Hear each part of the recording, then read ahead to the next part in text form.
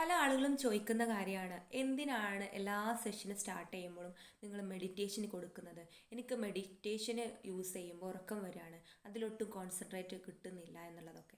സ്റ്റാർട്ടിങ്ങിൽ ആരും meditation use ചെയ്യുമ്പോഴും നമുക്കൊരു ഡിഫിക്കൽട്ടീസ് ഫീൽ ചെയ്യാം. കാരണം ഇതുവരെ നമ്മൾ അത്തരത്തിലുള്ള ഒരു തിരിഞ്ഞു നോട്ടമോ അല്ലെങ്കിൽ നമ്മളെ സെൽഫിലേക്കൊന്ന് മറ്റെല്ലാ ഡിസ്ട്രാക്ഷൻസിനും മാറി നമ്മളെ തോട്ടിനെ ഇമ്പ്യൂരിറ്റീസ് ചെയ്യാൻ വേണ്ടിയിട്ട് അതിന് നമ്മൾ യൂസ് ചെയ്യുന്നതാണ് മെഡിറ്റേഷന്. അപ്പോൾ നിങ്ങൾ സെഷനിൽ അറ്റൻഡ് ചെയ്യാൻ വരുമ്പോൾ നിങ്ങൾ പല തോട്ട്സ് ആയിട്ട് അനുഭവിക്കുന്നത്. നിങ്ങൾ ആ ക്ലാസ് എടുക്കുന്ന വ്യക്തിയെ നിങ്ങൾ പല കാര്യങ്ങൾ ഉപയോഗിച്ചായിരിക്കും ഡിഫൈൻ ചെയ്യുന്നത്.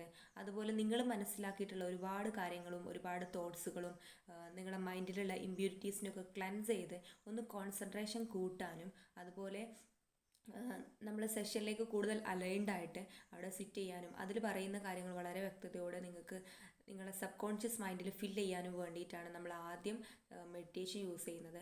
അത് ഹൈ പവർഫുൾ ആയിട്ടുള്ള കാര്യമാണ്. കുട്ടികളുടെ കേസിലൊക്കെ വരികയാണെങ്കിൽ നമ്മൾക്ക് മെഡിറ്റേഷൻ ഒരു ആൽഫ സ്റ്റേറ്റിലിരുന്ന് പഠിക്കുന്ന കുട്ടികളാണ് എന്നുണ്ടെങ്കിൽ അവർക്കൊരു കോൺസെൻട്രേഷൻ കൂടും എന്നുള്ളതാണ്. കാരണം നമ്മൾ പല തോട്ട്സുകൾ വെച്ചിട്ടാണ് പല കാര്യങ്ങളും പഠിക്കുന്നതും പല കാര്യങ്ങളും നോക്കിക്കാണുന്നതൊക്കെ. അപ്പോൾ ഇത്തരത്തിലുള്ള തോട്ട്സിനെ നമ്മൾ മൈൻഡിലുള്ള ഇമ്പ്യൂരിറ്റീസിനെ ഒന്ന് ക്ലെൻസ് ചെയ്യാനും വേണ്ടിയിട്ടാണ് സ്റ്റാർട്ടിങ്ങിൽ നമ്മളൊരു മെഡിറ്റേഷന് പ്ലേ ചെയ്യുന്നത്. അപ്പോൾ അത് വളരെ യൂസ്ഫുൾ ആയിട്ടുള്ള കാര്യമാണ്.